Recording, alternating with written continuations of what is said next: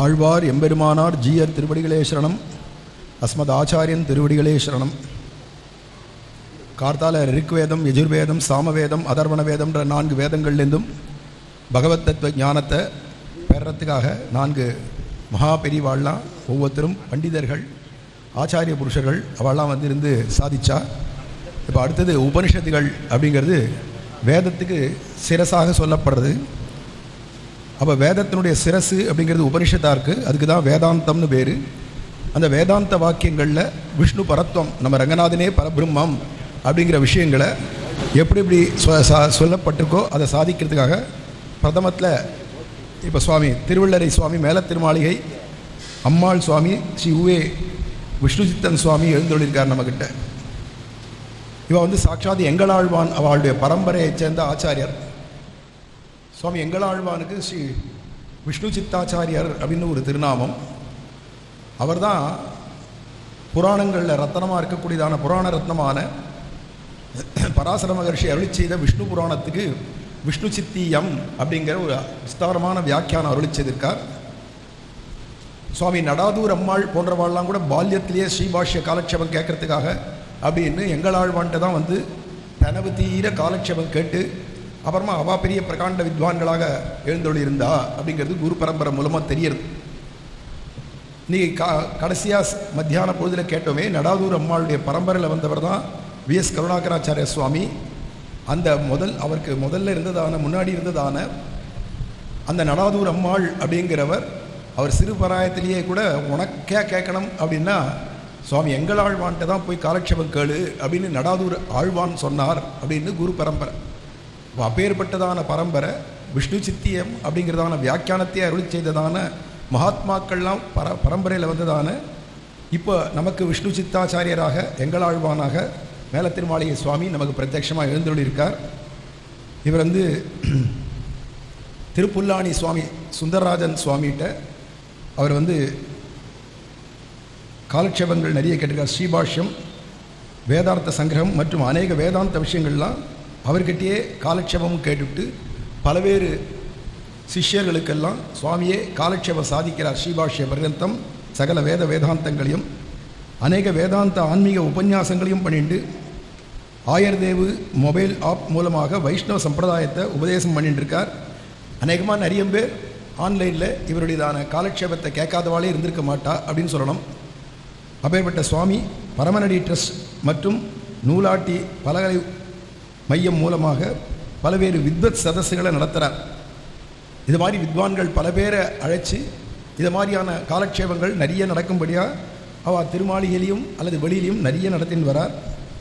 சம்பிரதாய வகுப்புகள் தனியாக எடுக்கிறார், கிளாஸ் தனியாக எடுத்து அது மூலமாகவும் ஸ்ரீ வைஷ்ணவ சம்பிரதாயத்தை பிரச்சாரம் பண்ணி வரார். இதோடு இல்லாத பண ஓலையில் இருக்கக்கூடிய ஓலைச்சுவடிகளில் இருக்கக்கூடிய கிரந்தங்களெல்லாம் சுவாமி நிறைய அதுக்கு பாதுகாவலராகவும் அவ்வளவு அதை பாதுகாக்கிறவராகவும் எழுந்தருளியிருக்கார். அது இல்லாத அநேக புஸ்தகங்களை சுவாமியே எழுதி வெளியிட்டிருக்கார். இப்படியெல்லாம் அநேக விதத்தில் சுவாமியுடைய கைங்கரியம் சம்பிரதாயத்துக்கு அல்லது நம்மளுடைய சனாதன தர்மத்துக்கு சொல்லி மாளாது அவ்வளோ பெரியதான விசேஷமான ஆச்சாரிய சுவாமி நம்ம எதிர்க்க இன்னைக்கு உபனிஷத்துகளில் 10 உபனிஷத் முக்கியம். பொதுவாக 100, 108ன்னு சொல்லிட்டு போவா. அதில் முக்கியம் தசோபனிஷத் அப்படின்னு சொல்கிறோம். அதில் 5 உபனிஷத்துலேருந்து விஷ்ணு பரத்வத்தை சுவாமி இன்னைக்கு சாதிக்க போகிறார். மிச்ச 5 உபனிஷத்தை வேலுக்குடி ரங்கநாதன் சுவாமி நாளைக்கு சாதிக்கிறதா இருக்கார். அதில் சுவாமிக்கு அதிகமான டைமை அடியன் எடுத்துக்காதபடிக்கு சுவாமி மேலே காலட்சேபமாக நமக்கு சொல்லுவார். ஒரு 3/4 மணி நேரம் சுவாமி அதை சாதிப்பார் அப்படின்னு பிரார்த்திச்சுக்கிறேன் சுவாமிகிட்ட. ஆழ்வார் எம்பெருமானார் ஜீயர் திருவடிகளே சரணம். அஸ்மத் ஆச்சாரியன் திருவடிகளே சரணம். உபனிஷத்துக்கள் ஏன்னா வேதத்தினுடைய முடிவிலே இருக்கக்கூடியவை. அதாவது நாம் வேதத்தை கற்கும் பொழுது அந்தந்த வேதத்தினுடைய கிளை சாக்கை அதனுடைய கடைசியிலே இருக்கக்கூடிய பாகம், கடைசியிலே கற்கப்படக்கூடிய ஒரு பாகம், அது எம்பெருமானிடத்திலே நெருங்கி இருக்கக்கூடியது, எம்பெருமானை அருகே இருந்து தெளிவாக காட்டக்கூடியது. ஆகையால் தான் அதற்கு உபனிஷத்து என்று பெயர். அந்த உபனிஷத்துக்கள் முக்கியமாக மற்ற ஆச்சாரியர்களால் வியாக்கியானம் பண்ணப்பட்ட கையாளப்பட்ட உபனிஷத்துக்களுக்குள்ளே முக்கியமானவை 10. அவத்திலே ஈஷாவாஸ்யோபனிஷத், கேனோபனிஷத், கட்டோபனிஷத், பிரஷ்னோபனிஷத், பிருஹதாரண்யகோபனிஷத் என்கிற ஒரு 5 உபனிஷத்துக்களிலிருந்து சில விஷயங்களை அடிய விண்ணப்பிக்கிறேன். இந்த உபனிஷத்துக்களுக்குள்ளே முதல் உபனிஷத்து ஈஷாவாஸ்யம் என்று வழங்கப்படுகிறது. ஈஷோபனிஷத்துன்னு சொல்லுவார்கள். அதில் முதல் மந்திரம், முதல் உபனிஷத்தில் முதல் மந்திரம் அது ஈஷாவாஸ்யம் இதம் சர்வம் என்று ஆரம்பிக்கிறது. உலகத்துக்கெல்லாம் நியந்தாவாக, அதாவது உலகத்தை எல்லாம் கட்டளையிடக்கூடியவனாக, ஆளக்கூடியவனாக, தன் வசத்திலே வைத்து கொண்டிருக்கக்கூடியவனாக இருக்கும் தலைவனாலே இந்த உலகமெல்லாம் வியாபிக்கப்பட்டிருக்கிறது, அதாவது பரவப்பட்டிருக்கிறது. அவன் எங்கும் பரவி உள்ளான். இனி இந்த மந்திரத்தோட ஆரம்பம் தெரிவிக்கிறது. அதாவது அவனை ஈசன், தலைவன், ஆள்பவன் தெரிவிச்சு, அவன் வெறும் ஆளக்கூடியவனாக மட்டும் இல்லை, எங்கும் நிறைந்துள்ளான், எங்கும் பரவி உள்ளான் இன்னும் சேர்த்து இந்த மந்திரம் தெரிவிக்கிறது. பிரம்மசூத்திரத்துக்கு விருத்தி எழுதின ஆச்சாரியர்கள், பிரம்மசூத்திரத்தை தழுவி கிரந்தங்கள் இயற்றின ஆச்சாரியர்கள் எல்லாரும் சர்வங்கல்விதி சர்வாத்மா பிரம்ம ஈஷா என்று தெரிவிக்கிறார்கள். அதாவது சாண்டில்ய வித்யைன்னு சாந்தோக்கியத்தில் ஒரு வித்யை. அந்த வேதாந்த பாகத்தாலே சொல்லப்படக்கூடியவன் யார்? ஏன்னா ஈஷாவாஸ்ய உபனிஷத்திலே ஈஷகான்னு சொல்லப்படக்கூடிய நாராயணன் தான் அவ்விடத்திலே தெரிவிக்கப்படுகிறான் என்று எம்பெருமானை குறிப்பிடும் காலத்தை இந்த ஈஷாவாஸ்ய உபனிஷத்தில் இருக்கக்கூடிய முதல் சொல் அதைத்தான் பயன்படுத்துகிறார்கள். தைத்திரியத்திலே, யஜுர்வேதத்தில், ஆரண்யகத்தில் சுவர்ணம் கர்மான்னு ஒரு அனுவாக்கம், ரொம்ப முக்கியமான அனுவாக்கம், பிரசித்தமான அனுவாக்கம். அதற்கு அடுத்து புருஷ சூக்தம் வருகிறது. ஆகையாலேயே இந்த அனுவாகத்தில் சொல்லப்படக்கூடியவன் பிராட்டிக்கு தலைவனாக, நாயக்கனாக இருக்கக்கூடிய எம்பெருமான் தான். புருஷ சூக்தத்தாலே சொல்லப்படக்கூடிய எம்பெருமான் தான் இந்த சுவர்ணம் கர்மாங்கிற அனுவாக்கத்தாலே சொல்லப்படக்கூடியவன் தெளிவாக தெரிகிறது. மேலும் எம்பெருமானுக்கே உரிய பற்பல பண்புகள் இந்த அனுவாக்கத்திலே சொல்லப்படுகின்றன. அதில் இந்த அனுவாக்கம் எம்பெருமானையே எப்படி புருஷ சூக்தம் எம்பெருமானையே தெரிவிக்கிறதோ, எப்படி நாராயண அனுவாக்கம் எம்பெருமானையே தெரிவிக்கிறதோ, அது எம்பெருமான நாராயணன் விஷ்ணு என்று சொல்லப்படக்கூடிய முழு முதற் கடவுள். அதே போல் இந்த சுவர்ணம் கர்மங்கிற அனுவாக்கமும் அந்த பகுதியும் கூட நாராயணன் ஒருவனையே தெரிவிக்கிறது. அவனுக்கே உரித்தான பல பண்புகளை தெரிவிக்கக்கூடிய ஒரு அனுவாக்கம். அந்த அனுவாக்கத்திலே எம்பெருமானை தெரிவிக்கும் காலத்தில் அவனை எப்படி தெரிவிக்கிறது சாஸ்திரம்? அந்த பிரவிஷ்டா சாஸ்தா ஜனானாம் சர்வாத்மா என்று சொல்கிறது. அவன் சர்வாத்மா, எல்லாருக்கும் ஆத்மாவாக இருக்கிறான்னு சொல்லிது. சாமி எனக்கு தலையும் புரியல, காலும் புரியல. ஆத்மானா என்ன?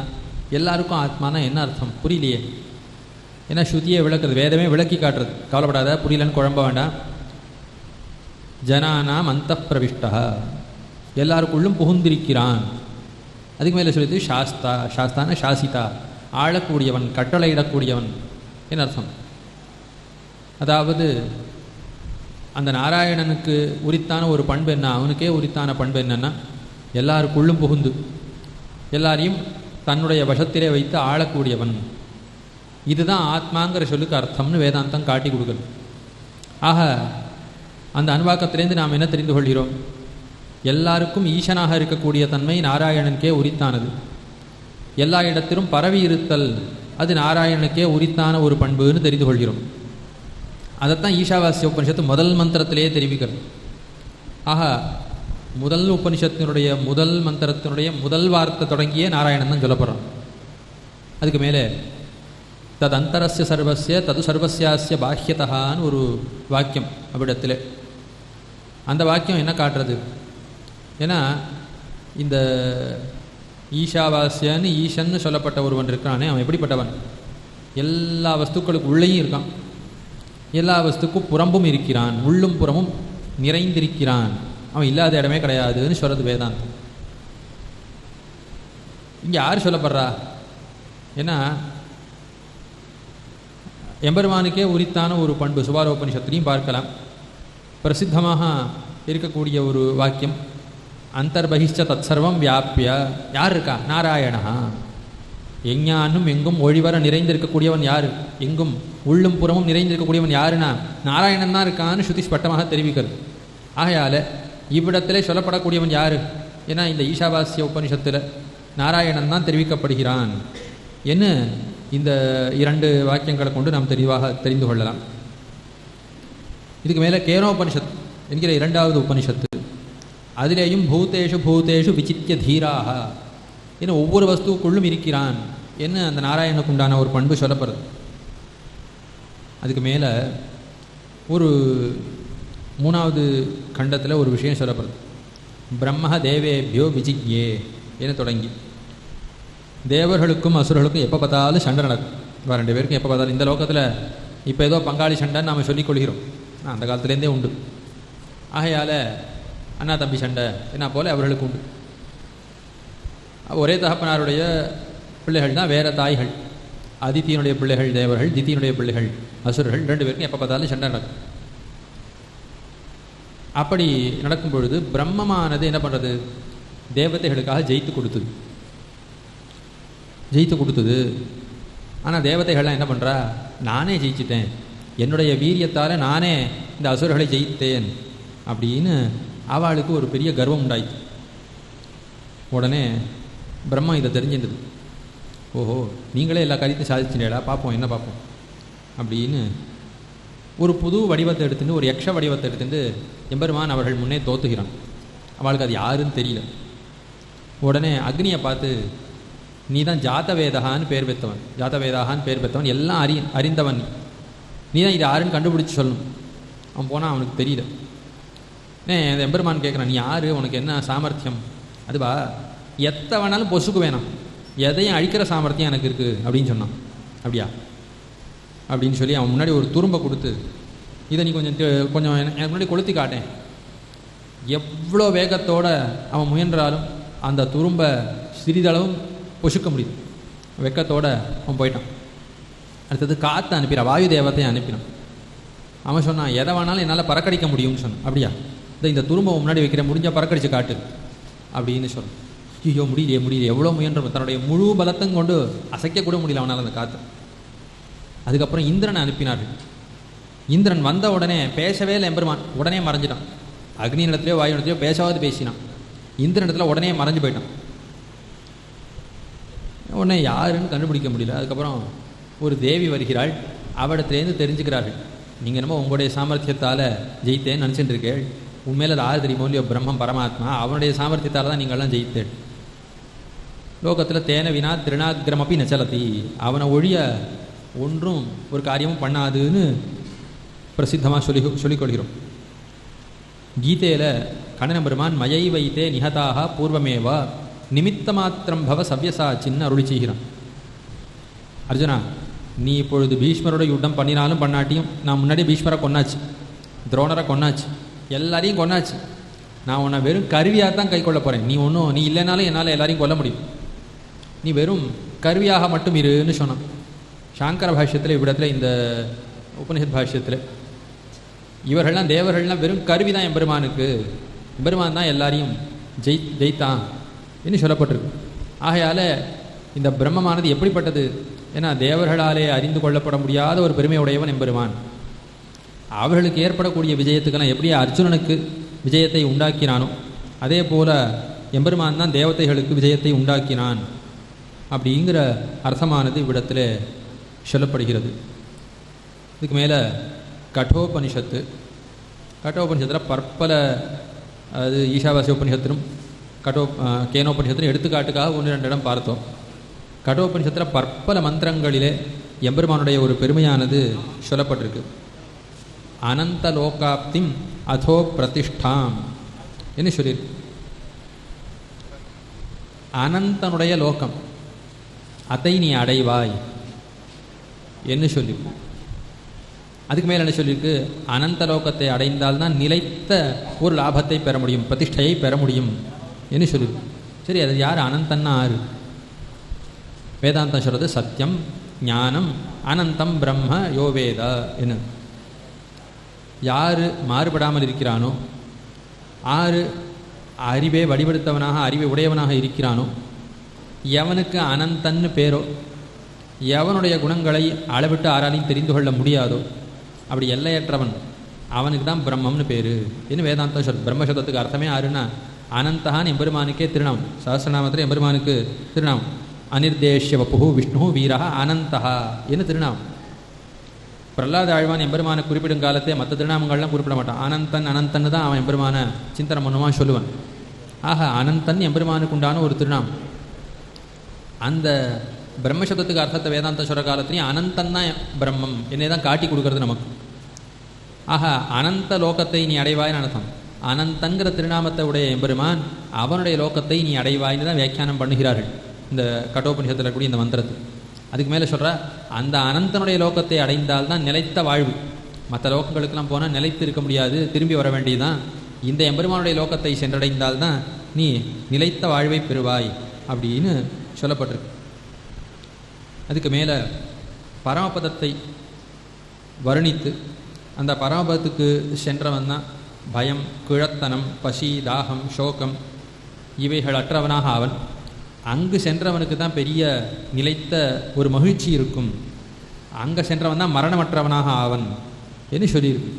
ஆகையில எம்பெருமானுடைய ஸ்தானம், அந்த எம்பெருமான் எழுந்தொழிக்கக்கூடிய இடத்துக்கு சென்றவனுக்கு தான் நிலைத்த வாழ்வு என்று கட்டோபனிஷத்து தெளிவாகவே காட்டுகிறது நமக்கு.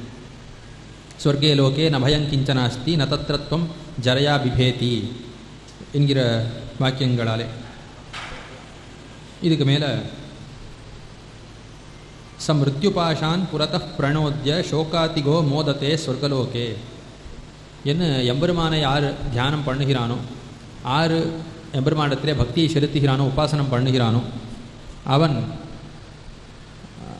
சம்சாரத்திலே மரணத்துக்கு கட்டுப்பட்டவனாக இருக்கக்கூடிய நிலையை விட்டு நீங்கி சோகமற்றவனாக பரமபதத்திலே மகிழ்ந்து கழிக்கிறான், எப்பொழுதும் அங்கே இருக்கிறான்னு சொல்லியிருக்கு. இந்த பிரம்மத்தை தெரிந்து கொள்வதற்காக நச்சிகேதான் ஒரு பிள்ளை அவன் யவனிடத்திலே கேள்வி கேட்குறான். யவனை அடைந்த பிறகு நிலைத்த ஒரு சந்தோஷம் வேணுமோ கிடைக்குமோ அவனை அறிய வேணுங்கிற ஒரு எண்ணத்தோடு அவன் கேள்வி கேட்குறான். இந்த பிரம்மத்தை காட்டிலும் ஜீவாத்மான்னு ஒருவன் தனியாக இருக்கிறானா? இந்த ஜீவாத்மாவுடைய தன்மை என்ன? மோட்சத்துக்கு போன பிறகு ஜீவாத்மாவுடைய தன்மை என்ன? எம்பெருமானுடைய தன்மை எப்படிப்பட்டது? அதுக்கு மேலே உபாயம் என்ன அந்த எம்பெருமானை அடைவதற்கு? ஏன்னா போலே இந்த விஷயங்கள் எல்லாம் தெரிந்து கொள்கிற எண்ணத்தோடு அவன் கேள்வி கேட்குறான். அப்பொழுது யமனானவன், இந்த கேள்வி ரொம்ப கஷ்டமான கேள்வி, இதை தெரிஞ்சு நீ என்ன பண்ண போகிற? நீயோ சின்ன பொண்ணு, இதெல்லாம் பெரிய வித்வான்களுக்கே புரியாத விஷயம், இதை போய் எதற்காக கேட்குறேன்? நான் உனக்கு நிறைய ரத்னங்கள்லாம் கொடுக்குறேன், ராஜ்யம் கொடுக்குறேன், உன்னுடைய பிள்ளை பேரன் எல்லாருக்கும் 100 ஆயுசு கொடுக்குறேன், நிறைய நீ என்ன கேட்டாலும் கொடுக்குறேன், இதை மட்டும் கேட்காதீங்க, வேறு ஏதாவது கேளு. வேண்டாம் அப்படிங்கிறான். அவனும் 7-8 தடவை வேறு வேறு வஸ்துக்களை கொடுத்து நல்ல ரத்னங்கள்லாம் கொடுக்குறேன், நல்ல குதிரை பூட்டின உயர்ந்த ஜாதி குதிரைகள், கோவேறு கழுதைகள்லாம் பூட்டின தேர்கள்லாம் உனக்கு தரேன், நல்ல ரத்ன மாலையெல்லாம் தரேன், உனக்கு நல்ல அழகான பெண்களை விவாகம் பண்ணி தரேன், எவ்வளவோ சொல்லி பார்க்குறான். எதுவும் வேண்டாம், எனக்கு இதை மட்டும்தான் கொடுக்க வேணும்னு சொல்கிறான். ஆஹா, அவ்வளவு வைராக்கியம் உடையவனாக இது மட்டும்தான் வேணும்னு சொல்லி அவன் கேட்குறான். அப்படி யாரை கேட்குறான்? எம்பெருமானைத்தான் கேட்குறான். அனந்தனுடைய லோகத்தை அடைய வேணும் என்ன கேட்கிறான்னு ஆரம்பத்திலையும் தெரியுது. மேலே இவனுக்கு பலத்தை சொல்கிற காலத்திலையும் தத் விஷ்ணோஹோ பரமம் பதம் என்ன தெளிவாகவே கட்டோபனிஷத்து தெரிவிக்கிறது. ஆக எம்பெருமானை பெறுவதை பார்க்கும் பொழுது மற்ற எந்த பலனும் பலனில்லை என்ன. அவனுடைய போக்கியத்தை, எம்பெருமானுடைய இனிமையை பார்க்கும் பொழுது மற்ற எந்த வஸ்துவும் இனியதன்று என்கிற உறுதியை உடையவனாக அவன் இருக்கான்னு தெரியறது. ஆகையால் அது மட்டும்தான் வேணும், மற்றொன்றும் வாழ்ண்டா என்ன அவன் தெளிவாக சொல்கிறான். ஆனந்தியம் அபயஸ்ய பாரம் என்ன. எம்பெருமானை அடைந்தால் தான் பயம் கட்டிருக்கலாம், வேறு எங்கே போனாலும் சம்சார பயம் கவிக்கொண்டிருக்கும் என்ன சொல்கிறான். இதுக்கு மேலே தைத்திரியத்தில் அணோரணியான் மகதோ மகியான் என்று தொடங்கி ஒரு பாகம், அது எம்பெருமானைத்தான் தெரிவிக்கக்கூடியது அப்படின்னு எல்லாருக்கும் பிரசித்தமாக இருக்கக்கூடிய ஒரு அர்த்தம். பொதுவாகவே தைத்திரிய உபனிஷத்து மொத்தமே எம்பெருமானைத்தான், நாராயணனைத்தான் தெரிவிக்கிறது. அதுலேயும் அம்பசபாறை தொடங்கி இருக்கக்கூடிய பாகத்தில் நிறைய எம்பெருமானுக்கே உரித்தான தன்மைகள்லாம் சொல்லப்பட்டிருக்கின்றன. நாராயண அனுபாகமும் அவ்விடத்தில் அமைந்திருக்கிறது. ஆகையால் முழுவதும் அது எம்பெருமானை தான் தெரிவிக்கிறதுங்கிறது ரொம்ப பிரசித்தம். அங்கே இருக்கக்கூடிய மந்திரங்கள், அதாவது ஹகும் சசுஜிஷத் அப்படிங்கிற மந்திரம், அனோரணியான்கிற மந்திரம், இந்த மந்திரங்கள் எல்லாம் இவ்விடத்திலே கட்டோபனிஷத்தில் அதே மந்திரம் அப்படியே படிக்கப்பட்டிருக்கு. ஆகையால் அங்கே சொல்லப்படக்கூடிய நாராயணன் தான் இவ்விடத்திலேயும் தெரிவிக்கப்படுகிறான் என்று தெரிகிறது. அதுக்கு மேலே சுபாலோபனிஷத்தில் சொல்லப்பட்டிருக்க ரீதியில் எம்பெருமான் எல்லா வஸ்துக்குள்ளேயும் அந்தர்யாமியாக இருக்கிறான் என்று சொல்லியிருக்கு. சுபாலோபனிஷத்து ஏஷ சர்வபூதாந்தராத்மா அபஹதபாத்மா திவ்யா தேவா ஏகா நாராயணா என்ன அந்தர்யாமியாக இருக்கக்கூடியவன் யாருன்னா நாராயணன் தான் உள்ளும் புறமும் நிறைந்திருக்கிறான், உள்ள எல்லா வஸ்துக்களுக்குள்ளும் இருக்கிறான்னு தெரிவிக்கிறது. அந்த எம்பெருமானை நினைவூட்டக்கூடியதாகத்தான் கட்டோபனிஷத்து அமைந்திருக்கிறது. இதுக்கு மேலே யஸ்ய பிரம்மச்ச க்ஷத்ரஞ்ச உபே பவத ஓதனா மிருத்யுர் யஸ்யோபசேச்சனம் கைத்தா வேத யத்ரசகான்னு வாக்கியம். எம்பெருமானவன் உலகத்தை எல்லாம் அழிக்கிறான். உலகத்தை அழிக்கிற காலத்தில் என்ன பண்ணுறான்? ஏன்னா மிருத்யு அவனை கருவியாக கொண்டு உலகத்தை எல்லாம் அழிக்கிறான். கடைசியில் என்ன பண்ணுறான்? அந்த மிருத்யுவையும் சேர்த்து அழிச்சிடறான் அப்படின்னு சொல்லியிருக்கு. நம்ம உண்ணும் காலத்தில் ஒரு கரியமுது, ஒரு குழம்பு எதையோ ஒன்று அன்னத்திலே கலந்து சாப்பிட்றோம். வெறும் அன்னத்தை சாப்பிட முடியாது. சாப்பிட்றதுக்கு தொட்டுக்கிறதுக்கு ஏதோ ஒன்று இருக்குது, பிசைஞ்சிக்கிறதுக்கு ஏதோ ஒன்று இருக்குது, பிசைஞ்சு சாப்பிட்றோம். இப்போ வெறும் அன்னத்தையாக சாப்பிட்றோம், அன்னத்தையும் விழுங்குறோம், அன்னத்தோடு சேர்த்து அதையும் கடைசியாக விழுங்கிறோம். மொத்தமாக இலையில் ஒன்றும் மிச்சம் இருக்கிறதில்ல. அந்த மாதிரி உலகத்தையெல்லாம் அழிப்பதற்கு கருவியாக மிருத்யு இருக்குது. கடைசியில் எம்பெருமான் என்ன பண்ணுறான்? மிருத்யும் சேர்த்து விழுங்குறான். இவ்விடத்துல மிருத்யுன்னு யார் சொல்லப்படுறா? யமனோ மற்ற அக்னியோ மற்ற தேவதை எல்லாம் சொல்லப்படல, ருத்ரன் தான் சொல்லப்படுகிறான் என்று தெளிவாக காட்டுகிறார்கள். ஆக ருத்ரன் உள்பட எல்லாவற்றையும் விழுங்கக்கூடியவன் நாராயணன், எல்லாரையும் அழிக்கக்கூடியவன். பழைய காலத்தில் முழு முதற் கடவுளாக உலகத்தை எல்லாம் அழித்து விட்டு தான் ஒருவனுமே இருக்கிறான். அதாவது ஆழ்வார் யாதும் இல்லாவன்னு நான்முகன் தன்னோடுன்னு எல்லாம் அழிந்த காலத்தில் இருக்கக்கூடியவன்னு தெளிவாக அருளி செய்கிறார். அதுக்கு மேலே சதுதத் பதம் ஆப்னோதி யஸ்மாத் பூயோ நஜாயத்தே. ஆறு நான் சொன்ன ரீதியில் உபாசனம் பண்ணுகிறானோ அவன் எங்கே தெரியுமா போவான்? எந்த இடத்துக்கு சென்றால் திரும்பி பிறக்க மாட்டானோ, மீண்டு வரமாட்டானோ, எவ்விடத்துக்கு சென்றால் நிலைத்த ஒரு சந்தோஷம் அங்கேயே இருப்பானோ, அப்புனராவிருத்தின்னு சொல்லுவார்கள். அப்படி மீண்டு வருதல் இல்லாமல் இருக்கக்கூடிய ஒரு இடத்தை சென்றடைவான்னு சொல்லியிருக்கு. சரி, அது எந்த இடம்? உடனே அடுத்த மந்திரம் சொல்கிறது சோத்வன பாரமாப்னோதி தத்விஷ்ணோ பரமம் பதம் என்ன. ஆஹா, நாம் எங்கெல்லாம் போயிட்டே இருக்கலாம் சம்சாரத்தில், இங்கே அங்கன்னு போயிட்டே இருக்கலாம். நாம் எல்லா இடத்துலையும் தெரிஞ்சு கடைசி எல்லாம் எதுனா எம்பெருமான் அந்த எங்கும் சுற்றி ரங்கநடத்தில் வரவோன்னு சொல்லுவார்கள். ஆஹா, கடைசி எல்லாம் நாம் சென்றடைய வேண்டிய கடைசி எல்லாம் யாருன்னா அந்த விஷ்ணு தான், எம்பெருமான் தான். அவரிடத்திலே சென்றடைந்தால் தான் மீண்டு வர வேண்டாம், அவ்விடத்திலே நிலைத்திருக்கலாம். கண்ணன பெருமான் கீதையிலே ஆப்ரம்ம புவனாலோக்காக புனராவர்த்தினகான்னு தெளிவாக அருளி செய்யலாம். சதுர்முக லோகம் வரைக்கும் எங்கே சென்றாலும் திருப்பி வந்து தான் நிலைத்து அங்கேயே இருக்க முடியுமான்னு இருக்க முடியாது. ஏன்னா அந்த உலகமே அழிந்து போய்விடும். அந்த ரீதியில் நிலைத்த வாழ்வு நாராயணன் விஷ்ணுவை கிட்டினால் தானே ஒழிய மற்றொருத்தனை கிட்டினால் கிடையாதுன்னு இந்த உபனிஷத்து தெளிவாக நமக்கு காட்டி கொடுக்குறது. அதுக்கு மேலே ஹிருதய குகையிலே இருக்கக்கூடியவன் என்ன எம்பெருமான காட்டி கொடுக்குறது. ஹிருதய குகையில் இருக்கக்கூடியவன் நாராயணன் தான் தைத்திரிய உபனிஷத்து பல விதமாக நமக்கு காட்டி கொடுக்குறது. அதுக்கு மேலே சர்வே வேதாக யத் பதம் ஆமனந்தி. இன்னும் வேதத்தினுடைய பூர்வ பாகங்கள், அதாவது கர்மத்தை தெரிவிக்கக்கூடிய பாகங்கள் எல்லாம் எவனை கொண்டாடுகின்றனவோ, தபஸை சொல்வதிலே நோக்குடைய உபனிஷத்துக்கள் அவைகள்லாம் எவனை சொல்லுகின்றனவோ அவனை நான் உனக்கு அறிவிக்கிறேன். அவன் ஆறு, அவனுக்கு வாச்சகமான மந்திரம் எது? ஏன்னா தத்தே பதம் சங்கிரகேண பிரவீமி ஓமித்தியதுன்னு சொல்கிறது. அவனுக்கு திருநாமம் எது தெரியுமோ இல்லையோ? பிரணவன் தான் அவனுக்கு திருநாமம் என்று சொல்கிறது. ஓங்காரோ விஷ்ணுவாச்சகா அப்படின்னு பிரசித்தம். பிரணவத்துக்கு யார் அர்த்தம்னா எம்பெருமான் தான் பிரணவத்துக்கு அர்த்தம் என்று பிரசித்தம். இவ்விடத்தில் என்ன தெரிவிக்கிறது? அந்த பிரணவத்தானே சொல்லப்படக்கூடியவன் தான் எல்லா வேதத்தாலும் சொல்லப்படக்கூடியவன் என்று தெரிவிக்கிறது. இதுக்கு மேலே முன்னாடி இருக்கக்கூடிய மந்திரங்கள்லாம் விஷ்ணுவை தான் தெரிவிக்கிறது. பின்னாடியும் பல மந்திரங்கள் எம்பெருமானுக்கே உரித்தான தன்மையை தெரிவிக்கிறது. இப்போ இந்த மந்திரம் என்ன சொல்கிறது? நம்ம கடைசியில் விஷ்ணுவைத்தான் எல்லா வேதங்களும் தெரிவிக்கின்றன, விஷ்ணுவைத்தான் எல்லா உபனிஷத்துக்களும் தெரிவிக்கின்றன எம்பெருமானுடைய தனி பெருமை. வேதைஷ்ட சர்வைகி அகமேவ வேத்யான்னா கீதாச்சாரியன். ஆக அந்த எம்பெருமானுக்கே உண்டான ஒரு தன்மை சாஸ்திரயோனித்வாத்துனர் வேதவியாச பகவான். ஆக எம்பெருமான் எப்படிப்பட்டவன்னா அவனை வேறு எதாரையும் தெரிந்து கொள்ள முடியாது, வேதத்தால் தான் தெரிந்து கொள்ள முடியும். வேதம்னா எம்பெருமானத்தான் காட்டி கொடுக்குமே ஒழிய வேறு யாரையும் முழுமுதற் கடவுளாக அது காட்டி கொடுக்காது. அந்த ஒரு தன்மையானது இவ்விடத்திலே கட்டோபனிஷத்தாலே தெளிவாக சொல்லப்படுது.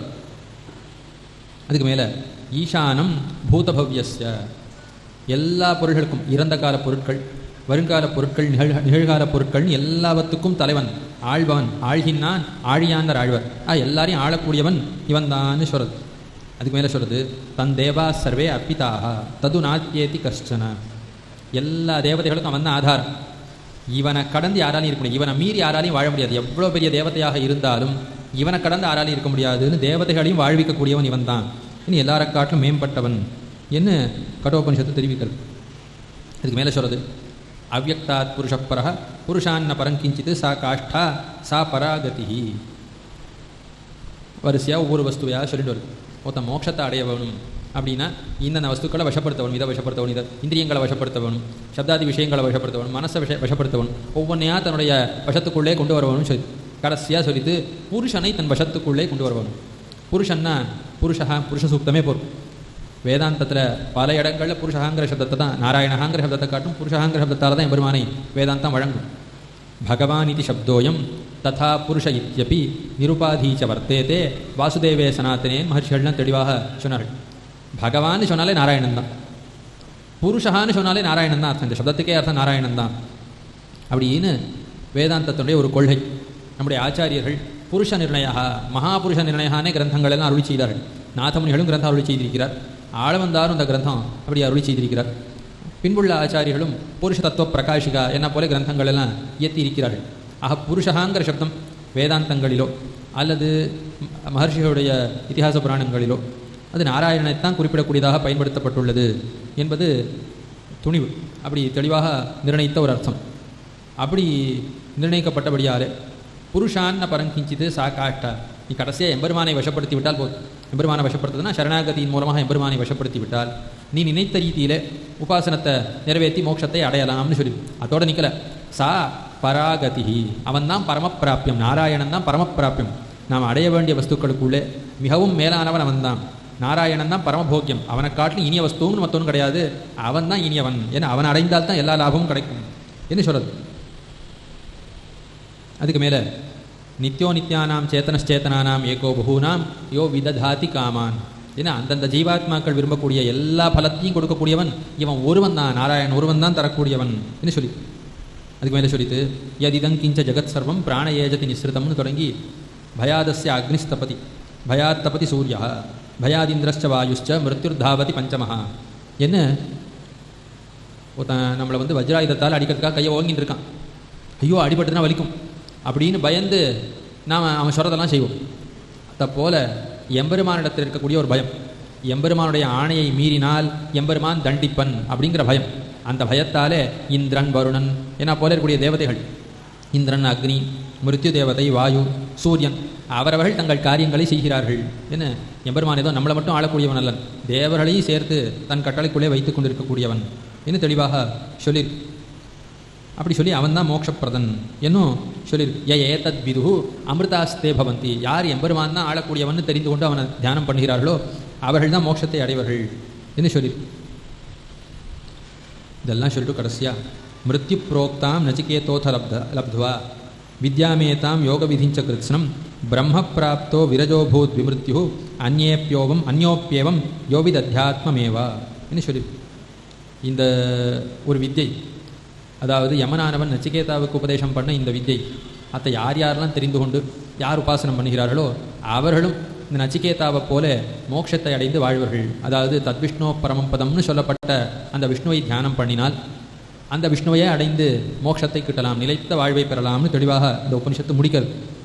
ஆரம்பம் தொடங்கி பல பல இடங்களிலே இந்த கட்டோபனிஷத்தும் எம்பெருமானைத்தான் நாராயணன் விஷ்ணு, எம்பெருமானுடைய திருநாமம் விஷ்ணுங்கிற திருநாமத்தையும் புருஷகாங்கிற திருநாமத்தையும் பயன்படுத்தி மற்ற உபனிஷத்துக்களிலே எம்பெருமானுக்கே உரித்தாக சொல்லப்பட்ட பல பல தன்மைகளை இது தெரிவிக்கிறபடியாலே நாராயணன் தான் பரதேவத்தை என்பது கட்டோபனிஷத்தினுடைய ஒரு முடிவுன்னு தெளிவாக தெரியுது. இன்னும் தெளிவாக அது நான் மட்டும் சொல்லலை, சர்வே வேதாகான்னு எல்லா வேதாந்தங்களுக்கும் இவன் தான் அர்த்தம்னு தெளிவாக இது காட்டி கொடுக்குறது. இதுக்கு மேலே பிரஷ்னோபனிஷத்து. இந்த பிரஷ்னோபனிஷத் என்பது முண்டகோபனிஷத்தினுடைய விவரணம். முண்டகோபனிஷத்தில் இருக்கக்கூடிய மந்திரங்கள் வேதங்களை மந்திரம் பிராமணம்னு பிரிப்பார்கள். இந்த மந்திரத்தில் சொல்லப்படுகிற அர்த்தத்தை தான் இந்த பிராமணம்ங்கிறது விளக்கி காட்டும். அந்த ரீதியில் கட்டோபனிஷத்தில் முண்டகோபனிஷத்தில் இருக்கக்கூடிய மந்திரங்கள், அந்த மந்திரங்களையெல்லாம் விளக்கக்கூடியதாகத்தான் இந்த பிரஷ்னோபனிஷத்து அமைந்திருக்கிறது என்ன உபனிஷத் பாஷ்யத்தில், சாங்கர உபனிஷத் பாஷ்யத்தில் ஆரம்பத்திலே தெரிவிக்கப்பட்ட ஒரு அர்த்தம், ஆனந்தகிரி வியாக்கியானத்திலையும் சொல்லப்படுற ஒரு அர்த்தம். முண்டகோபனிஷத்தில் நாராயணன் தான் சொல்லப்படுறான் என்பதை வேதவியாச பகவான் தாமே அதிருஷ்யத்வாதி குணக்காதிகரணம்ங்கிற ஒரு அதிகரணம், அதே போல் திவ்வாதி அதிகரணம்ங்கிற ஒரு அதிகரணம் முதல் அத்தியாயத்திலே 2வது பாதத்திலே 5வது அதிகரணத்தாலும் முதல் அத்தியாயம் 3வது பாதம் முதல் அதிகரணத்தாலும் நிரூபித்திருக்கிறார். அப்போ முண்டகோபனிஷத்து முழுக்க நாராயணனை சொல்கிறது, பிரஷ்னோபனிஷத்து அதுக்கு வியாக்கியானம்னா இதுவும் நாராயணனை தான் சொல்கிறதுங்கிறத நம்ம நிரூபிக்காமலே தெரிந்து கொள்ளலாம். இது ஒரு விஷயம். இதுக்கு மேலே முக்கியமாக இருக்கக்கூடிய ஒரு விஷயம், பிரணவத்தை சொல்லி இந்த பிரணவத்தை 3 விதமாக உபாசனம் பண்ணக்கூடிய வழியை சொல்லி, ஒரு மாத்திரை உடையதாக பிரணவத்தை உபாசனம் பண்ணவர்களுக்கு தாழ்ந்த பலம், 2 மாத்திரையோட கூட உபாசனம் பண்ணால் உயர்ந்த லோகங்களிலே வாழ்ச்சின்னு சொல்லி, 3 மாத்திரையோட கூடினதாக பிரணவத்தை தியானம் பண்ணக்கூடியவர்களுக்கு பரம்புருஷம் அபித்யாயித. யாரை தியானம் பண்ணணும்? பரமபுருஷனை தியானம் பண்ணணும். அப்படி யார் தியானம் பண்ணுறாளோ அவர்கள் பாப்பங்கள்லேருந்து விடுபடுவார்கள். அதுக்கு மேலே பிரம்மலோகத்தை சென்றடைவர்கள். அங்கே போய் யாரை அடைவர்கள்? பராத்பரம் புரிஷயம் புருஷம் ஈக்ஷதே என்று தெளிவாக இந்த பிரஷ்னோபனிஷத்தானது காட்டி கொடுக்கறது. கீழே பார்த்தோம், புருஷகாங்கிற சப்தமே நாராயணத்தான் தெரிவிக்கும். அதுக்கு மேலே அப்படி சொல்ல, பரம்புருஷம் மேலான புருஷன், ஜீவகனாத் பராத்பரம் புருஷம் என்ன பத்த ஜீவாத்மாவை காட்டிலும் உயர்ந்தவன் முக்தாத்மா, அந்த முக்தாத்மாவை காட்டிலும் உயர்ந்தவன் புருஷன். அப்படிப்பட்ட பரமபுருஷன் அவனுக்கு இன்னொரு பேர் புரிஷயா. புரிஷயான்னா இந்த உடம்புக்கு புறம்னு பேர். புறம்னா பட்டணம்னு அர்த்தம். பட்டணம்னா அதில் 9 வாசல்கள் இருக்கும். பட்டணத்தில் எத்தனை வேணாலும் சம்பாதித்து கொள்ளலாம். நம்முடைய உடம்பு இருக்கே, அதிலும் 9 துவாரங்கள் இருக்கின்றன. இந்த உடம்பை கொண்டு தான் எந்த ஒரு உபாயத்தையும் அனுப்பிச்சு எந்த ஒரு பயனையும் பெற முடியும். ஆகையால் இந்த உடம்புக்கு புறம்னு பேர். புரிஷயா ஏன்னா உடம்புக்குள்ளே பள்ளி கொண்டு இருக்கக்கூடியவன், உள்ளே இருக்கக்கூடியவன் அர்த்தம். இந்த உடம்புக்குள்ளே இருக்கக்கூடியவன் எம்பெருமானுக்கு புரிஷயான்னு திருநாமம். ஆக அந்த புரிஷயான்னு சொல்லப்படக்கூடிய நாராயணன் இருக்கிறானே அவனையே அடைவன் என்று சொல்லப்படுது. ஆக உபாசனம் பண்ணக்கூடியதும் இந்த நாராயணத்தை தான் உபாசனம் பண்ணணும். அவனை உபாசனம் பண்ணாதான் பிரம்மலோகம்னு சொல்லப்படக்கூடிய பரமபதத்தை அடையலாம். அங்கே போய் யாரை அனுபவிப்பான்னா ஜீவாத்மாவை காட்டிலும் உயர்ந்த எம்பெருமானைத்தான் நாராயணத்தை அனுபவிப்பன் இன்னும் தெளிவாக இந்த உபனிஷத்து சொல்கிறது. அதுக்கு மேலே சொல்கிறது, எத்தத் கவையோ வேதயந்தே, எந்த ஸ்தானத்தை நித்திய சூரியர்கள் எல்லாம் கொண்டாடுகிறார்களோ அந்த ஸ்தானத்தை இவன் சென்றடைவான் என்று சொல்லி, அந்த நாராயணன் எப்படிப்பட்டவன்? ஏன்னா கொஞ்சம் கூட அலப்பாய மாட்டான். பசி, கவலை, தாகம், தூக்கம் எந்த ஒரு கட்டம் கிடையாது. மரணமற்றவனாக பயமற்றவனாக இருப்பான். அவன் அடைந்தால்தான் இந்த லாபங்கள்லாம் நமக்கும் கிட்டும்னு இந்த பிரஷ்னோபனிஷத்து சொல்கிறது. அதுக்கு மேலே உலகத்தில் நதிகள்லாம் பரவி ஓடுகின்றது. நதிகளுக்கெல்லாம் கங்கா யமுனா என்றா போல பேர். கடலில் கடந்ததுக்கப்புறம் கடலில் இருக்கக்கூடிய இந்த பாகம் கங்கை, இந்த பாகம் யமுனான்னு யாராவது பேர் சொல்கிறான்னா மொத்தமாக கடல் சமுத்திரம்னு தான் பேர். அதை போல் இந்த உலகத்தில் இருக்கிற வரைக்கும் ஒவ்வொருத்தருக்கும் ஒவ்வொரு பேர். இவன் தேவன், இவன் மனுஷன், இவன் விலங்கு, இது ஆடு, இது மாடு, என்ன போல பெயர்கள்லாம். எம்பெருமானை சென்றடைந்து விட்டால் அதுக்கு மேலே எந்த பேரும் கிடையாது. இந்த புருஷனை சென்றடைந்தால் அதுக்கப்புறம் இந்த உலகத்தில் பிறக்கவும் வேண்டாம், இதை போல இருக்கக்கூடிய சரீரங்களையும் எடுக்க வேண்டாம், இதை போல இருக்கக்கூடிய பெயர்களையும் நாம் அடைய வேண்டாம் அப்படின்னு சொல்லி அவனை அடைந்தவனுக்கு தான் அமிர்தன்னு பேர். அமிர்தன்னா மரணமற்றவன் அர்த்தம், முக்தன்னு பேர். இந்த நாராயணனை யார் அடைந்தானோ புருஷம் பிராப்பியான்னு இங்கே சொல்கிறது. புருஷன்னா நாராயணன். ஆஹா, எம்பெருமானை அடைந்தால்தான் சம்சார சம்பந்தம் அத்துப்போகும் அப்படின்னு சொல்லி முடிக்கிறார் பிப்பலாதர்னு ஒரு ஆச்சாரியர். உடனே சிஷ்யர்கள்லாம், நீர் தான் அவித்யாயாக பரம்பாரம் தாரயசின்னு ஆச்சாரியரை கொண்டாடுகிறார்கள். எங்களுடைய அஜ்ஞானத்தை எல்லாம் போக்கடித்து மேலான எல்லை அதை நாங்கள் அடையும்படியாக எங்களுக்கு நாராயணனை அடையக்கூடிய வழியை காட்டக்கூடியவராக நீர் ஆகிறீர்னு கொண்டாடுகிறார்கள் ஏன்னு இந்த பிரஷ்னோபனிஷத்து முடிவடைகிறது. ஆக பிரஷ்னோபனிஷத்தில் பல இடங்களிலே புருஷன் எம்பெருமான் குறிப்பிடப்பட்டு அந்த எம்பெருமானைத்தான் தியானம் பண்ணணும். அந்த எம்பெருமானை தியானம் பண்ணினால்தான் மோட்சம் கிடைக்கும். மோட்சத்தில் போய் இவன் அனுபவிக்கக்கூடியதும் அந்த நாராயணனைத்தான் அப்படிங்கிற விஷயம் தெளிவாக சொல்லப்பட்டிருக்கிறது. இதுக்கு மேலே பிருகதாரண்யக்க உபனிஷத்து. இந்த உபனிஷத்துடைய பெயர்லேயே பிருகத்துன்னு சொல்லியிருக்கு. ரொம்ப பெரிய உபனிஷத்து, பல அத்தியாயங்கள் கொண்டது. எல்லா அத்தியாயங்களுக்குரிய எல்லா மந்திரங்களையும் சொல்கிறதுக்கு அவகாசம் நிச்சயமாக கிடையாது. ஏதோ ஸ்தாலி புலாக்க நியாயம்னு சொல்வார்கள். ஒரு பானை சோற்றுக்கு ஒரு சோறு பதம்னு தமிழிலே பொதுவிலே சொல்லுவார்கள். அந்த ரீதியில் சில மந்திரங்களை மட்டும் பார்க்கலாம்.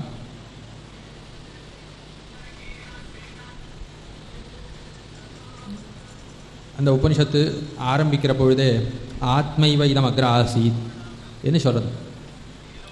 இந்த உலகமெல்லாம் முன்பு ஆத்மாவாகத்தான் இருந்தது.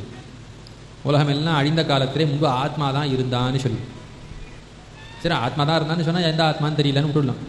கூடவே என்ன சொல்லிட்டு புருஷவிதா, புருஷனாக இருக்கக்கூடிய ஆத்மா தான் இருந்தான்னு சேர்த்து சொல்லிவிட்டது. ஆகையால் நாராயணனாகிற ஆத்மா தான் முன்பு இருந்தான் என்று தான் இந்த உபனிஷத்து ஆரம்பத்திலேயே தெரிவிக்கிறது. அதுக்கு மேலே சொல்லிட்டு அவன் தான் சதுர்முகனை உண்டாக்கினான். அகம் நாம அபவ, சதுர்முகனுக்கு அகம்னு ஒரு பேர், பிரஜாபதி கஹா என்ற போலே பெயர்கள், பல பல பெயர்கள் சதுர்முகனுக்கு. அந்த ரீதியில் அகம்னு ஒரு பேர் உண்டு. அகங்கார இது கியாதா, ஏன்னா அவனுக்கு அகங்காரா அகம்னெல்லாம் பேர் உண்டு சதுர்முகனுக்கு. இந்த எம்பெருமானவன் அகம்னு சொல்லப்படக்கூடிய சதுர்முகனை உண்டாக்கினான். நாராயணன் தான் சதுர்முகனை உண்டாக்கினான். அவன் தான் பரமகாரண பூதன் என்று சொல்லிது. அதுக்கப்புறம் சரி புருஷன் புருஷன் சொல்லலை, ஏன் அவனை புருஷன் சொல்லலைன்னு ஒரு கேள்வி எழும். அதுக்கு அழகாக காரணம் சொல்கிறது ஸ்ருதி. ச யத் பூர்வோஸ்மாத் சர்வஸ்மாத் சர்வான் பாப்மன ஔஷத் தஸ்மாத் புருஷா. புருஷகான் இருக்கோ இல்லையோ, வேதம் ரெண்டாக பிரிக்கிறது. புருன்னு ஒன்று, உஷான்னு ஒன்று. உஷாங்கிறது என்ன தெரியுமா அர்த்தம்? உஷதாகேன்னு தாத்து. உஷான்னா கொளுத்தக்கூடியவன் அர்த்தம். எதை கொளுத்துறான்? நம்முடைய பாப்பங்கள் எல்லாவற்றையும் கொளுத்தக்கூடியவன், பொசுக்கக்கூடியவன் அர்த்தம். புருன்னு அர்த்தம் பூர்வம் இருந்தவன். இப்போ புருஷகான்னு அர்த்தம் யார் எல்லாரும் உண்டாகிறதுக்கு முன்னாடி இருந்து கொண்டு உலகத்துக்கெல்லாம் முழுவதற்கு காரணமாக இருக்கானோ அவனுக்கு புருஷகான்னு பேர். யார் தன்னை ஆசிரித்த அடியார்களுடைய பாப்பங்களை எல்லாம் பொசுக்கி அவர்களெல்லாம் மோட்சத்தை அடைவிக்கிறானோ அவனுக்கு புருஷகான்னு பேர் என்று வேதம் தெரிவிக்கிறது. எம்பெருமான் நாராயணன் தான் புருஷா என்கிற சொல்லாலே சொல்லப்படுறான். அவன் எப்படிப்பட்டவன்னா அவன் தான் காரணம். இதை வேறு யாரும் சொல்ல வேண்டாம், அவனுக்கு இருக்கிற புருஷகாங்கிற திருநாமே காட்டி கொடுக்குறது. அவன் தான் தன்னுடைய அடியார்களுடைய எல்லா பாப்பங்களையும் போக்கி மோட்சத்தை அளிக்க வல்லவன். இதையும் வேறு யாரும் சொல்ல வேண்டாம், அவன் புருஷகாங்கிற திருநாமத்தில் இருக்கக்கூடிய அந்த உஷாங்கிற ஒரு பாகம் அதுவே காட்டி கொடுக்குறது. புருஷகாங்கிற ஒரு சப்தமே எம்பெருமான் தான் பரமகாரண பூதன், அவன் தான் பாப்பங்களை எல்லாம் போக்கி மோட்சம் அளிக்க வல்லவன் அப்படின்னு காட்டி கொடுக்குறது.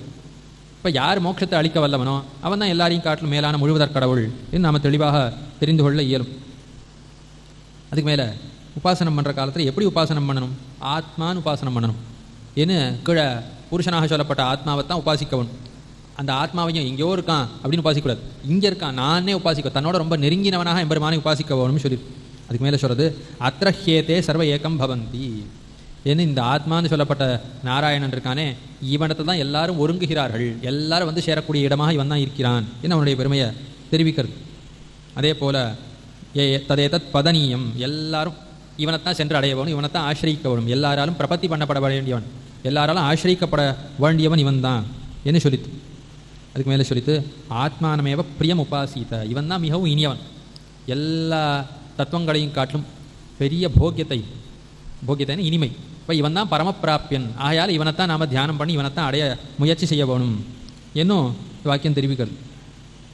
அதுக்கப்புறம் சொல்லித்து பிரம்மவா இதம், பிரம்மன் தான் இருந்ததுன்னு சொல்லி. சரி பிரம்மன்னா என்ன, அது எப்படிப்பட்டது அப்படின்னா அதுதான் எல்லாருக்கும் ஆத்மா என்று சொல்லி தஸ்யஹ தேவாஸ்ச அபூத்யா ஈஷத்தே என்று சொல்லி. இந்த பிரம்மத்தை யார் தியானம் பண்ணுறானோ, பிரம்மத்தை யார் உபாசனம் பண்ணுறானோ, இந்த பரமாத்மாவிடத்தில் யார் பக்தி பண்ணுறானோ அவனை அசைக்கிறதுக்கு தேவதைகளால் கூட முடியாது. எம்பெருமானை அசைக்கிறதுக்கு தேவதைகளால் முடியாதுன்னு சொல்லலை, எம்பெருமானுடைய பக்தர்களை அசைக்கிறதுக்கு கூட தேவதைகளால் முடியாது என்ன எம்பெருமானுடைய பெருமையை இந்த உபனிஷத்தானது தெரிவிக்கிறது. இதுக்கப்புறம் சொல்கிறது, இது ஒரு அர்த்தம், பிரசித்தமான அர்த்தம், ஸ்ரீவிஷ்ணு தர்மத்தில் பிரசித்தமான அர்த்தம். திரிதசாக பரிபந்தினஹான்னு ஒரு வச்சனம் அடிக்கடி சொல்லப்படக்கூடிய வச்சனம். யாராவது ஒருத்தர் எம்பெருமானிடத்தில் பக்தி பண்ணுறேன்னு ஆரம்பித்தான்னா உடனே தடுக்க வருவர்கள் தேவர்கள். ஏன் தடுக்கிறா அப்படின்னா காரணத்தை இந்த வாக்கியம் சொல்கிறது. அதாவது யார் யாகங்களெல்லாம் செய்து சொர்க்கலோகத்துக்கு போகிறானோ அவன் எப்படிப்பட்டவன் தெரியுமோ இல்லையோ, யதா பசு ஏவம் ச தேவானாம், அவன் தேவதைகள் ஒரு பசுவை போல. ஒருவனுடைய வீட்டில் 100 மாடு இருக்குது, மாடு இருக்க செல்வம் அவனுக்கு, எவ்வளோ பசு இருக்கோ அவ்வளோக்கு அவ்வளோ அவனுக்கு ஐஸ்வர்யம். அது என்னுடைய மாடு எனக்கு அடிமை தொழில் பண்ணுறது, எனக்கு உபயோகப்படுறது, நம்ம செல்வன் தான் சந்தோஷமாக இருப்பான். தன்னுடைய மாட்டை யாராவது எடுத்துட்டான்னா ரொம்ப வருத்தம் உண்டாகும். தனக்கு இருக்கக்கூடிய மாடுகளில் பல மாடுகளில் ஒரு மாடு போச்சுனாலே வருத்தமாக இருக்கும். தனக்கு இருக்கிற எல்லா மாடும் போயிடுச்சுன்னா கேட்க வேண்டாம், ரொம்ப வருத்தம் இருக்கும். அதை போல் இந்த தேவதைகளுக்கெல்லாம் இங்கே இருக்கக்கூடிய மனிதன் அவன் யாகம் செய்து சொர்க்கலோகத்துக்கு போனான்னா மாட்டை போல அடிமை தொழில தேவதை எடுப்போம். நம்ம ஏதோ சொர்க்கத்துக்கு போனால் சந்தோஷம் நினச்சிருக்கோம். வேதாந்தம் பரிகாசம் வருது. நீ வெறும் மாடு தான், தேவதைகளை பார்க்குறப்ப வெறும் மாட்டை போல தேவனுக்கு மாட்டை போல அடிமை தொழில் செய்யக்கூடியவன் நீ மோட்சத்துக்கு போகக்கூடாதுன்னு அவெல்லாம் தடை பண்ணுறா. ஏன் பண்ணுறா? நீ மோட்சத்துக்கு போயிட்டானா அதுக்கப்புறம் தேவதைகளுக்கு அடிமைப்பட்டவன் ஆக மாட்டேன். அப்போ தேவதைக்கு அடிமையாக வேண்டிய ஒருவன் தேவதையை விட்டு எம்பெருமானிடத்தில் போயிட்டான்னா இனிமேல் நம்மளுக்கு ஆள் இருக்காதே, நமக்கு அடிமை செய்யறதுக்கு ஆள் இருக்காதுன்னு நீ உபாசனம் பண்ணாத்தானே அங்கே போவ, உபாசனம் பண்ணுறதே நான் தடுக்கிறேன் ஏன்னு தேவதைகள்லாம் தடுப்பர்கள் என்று சொல்லியிருக்கு. ஆக உபாசனம் பண்ண ஆரம்பிக்கிற காலத்தை தடுப்பர்கள். உபாசனம்னா கை வந்த பிறகு தடுக்க முடியாது. ஆக எம்பெருமானை அறிந்தால் இவன் இனிமேல் நமக்கு பக்தனாக ஆக மாட்டான்னு தேவதைகளுக்கு வருத்தம் உண்டாகிறது. மோட்சத்துக்கு போயிட்டா இனிமேல் நம்மளுக்கு வசப்பட மாட்டான் அப்படின்னு தனக்கு ஆள் வேணும் என்று தேவதைகள்லாம் தடுப்பர்கள் என்று சொல்லியிருக்கு. ஆக அப்படி அந்த நாராயண உபாசனம் பண்ணிட்டா அதுக்கப்புறம் தேவதைகளுக்கு வசப்பட மாட்டான், ரொம்ப உயர்ந்தவனாக போயிடுவான்ங்கிற அர்த்தத்தை இது வேதாந்தம் வேறு விதமாக தெரிவிக்கிறது. அதுக்கு மேலே இந்த முழுவதற் காரணமாக சொல்லப்பட்ட பிரம்மம், அதாவது இந்த பாகம் என்ன தெரிவிக்கிறது? பிரம்ம ஆத்மா புருஷா என்கிற சப்தங்களாலே சொல்லப்படக்கூடியவன் நாராயணன் தான் சொல்லி அவன் உலகத்தெல்லாம் உண்டாக்கினான்னு சொல்லி ரொம்ப வீரியமுடைய க்ஷத்திரியர்கள் அவளெல்லாம் உண்டாக்கினான்னு சொல்லி யார் யார்? இந்திரன், வருணன், சோமன், ருத்ரன் இவாளெல்லாம் உண்டாக்கினான். தேவதைகளில் யாருக்கு ரொம்ப சக்தி இருக்கோ அவர்களெல்லாம் உண்டாக்கினான்னு சொல்லும் பொழுது இவன் தான் ருத்ரனையும் உண்டாக்கினான். இப்போ லோகத்தில் ஏதோ மற்ற தேவதைகள்லாம் பரதேவதைகள், பிரம்மா பரதேவதை, ருத்ரன் பரதேவதைன்னு சந்தேகம் உண்டாருது. ஆனால் இது தெளிவாக என்ன சொல்கிறது? ருத்ரனை உண்டாக்கினவன் நாராயணன், அதே போல் சதுர்முகனை உண்டாக்கினவனும் நாராயணன் தான் இன்னும் தெளிவாக சொல்கிறது. அதுக்கு மேலே இந்த நாராயணன் தான் லோகம் உபாசித்தா, இவன் தான் பரமப்பிராப்தியம், இவனே உபாசிக்க வேணும் அப்படின்னும் இந்த வாக்கியமானது தெளிவாக நமக்கு காட்டி கொடுக்கறது. அதுக்கு மேலே இந்த எம்பெருமானை புருஷோவா அக்ஷிதிஹி என்று தெரிவிக்கிறது. அக்ஷிதிஹினா க்ஷயமற்றவன், தேயாதவன், எப்பொழுதும் நிலைத்திருக்கக்கூடியவன் என்று சொல்லியிருக்கு. அப்படி சொல்லி இந்த தேயாத எம்பெருமான ஆறு தியானம் பண்ணுறானோ அவன் எத்த அடைவன்? ச ஊர்ஜம் உபஜீவதி என்ன, அவன் நல்ல பலத்தை உடையவனாக நல்ல சக்தியை உடையவனாக நிலைத்து வாழ்வன், ஏன்னா அவனுக்கு மோட்சம் கிடைக்கும்னு சாஸ்திரமானது கொண்டாடுது. எம்பெருமான் அழியாதவனாக இருக்கிறபடியாலே அழியாத எம்பெருமானை தியானம் பண்ணக்கூடியவனுக்கும் அழியாத வாழ்வு கிடைக்கும்னு, மோட்சம் கிடைக்கும்னு சாஸ்திரம் இந்த நாராயணனை தியானம் பண்ணால் தான் நிலைத்த வாழ்வு கிடைக்கும்னு சொல்கிறது. அதுக்கு மேலே இந்த ஆத்மான்னு சொல்லப்பட்ட நாராயணன் இருக்கானே அவன் எல்லா ஜீவாத்மாக்களை காட்டிலும் உயர்ந்தவன். ஜீவாத்மாக்களுக்கெல்லாம் ஒரு விதமாக மாறுபாடு உண்டு. அதாவது ஜீவாத்மா மாறமாட்டான்னாலும் அவனுடைய அறிவில் மாறுபாடு உண்டு. அறிவில் ஏற்றத்தாழ்வுகள்லாம் உண்டு. கொஞ்ச நாள் அறிவு மலர்ந்திருக்கும், அறிவு தேயும், இப்படி அறிவில் மாறுபாடு உண்டு. ஆனால் இந்த நாராயணனுடைய அறிவு இருக்கே அது ஒரு நாளும் மாறுபடாது, நிலைத்திருக்கும் என்ன அது ஒரு அர்த்தமானது 3வது அத்தியாயத்தில் 6வது பிராமணத்தில் சொல்லப்படுறது. தாபியாமயம் பிராணச்சன்னஹா என்கிற பாகம் வரைக்கும்.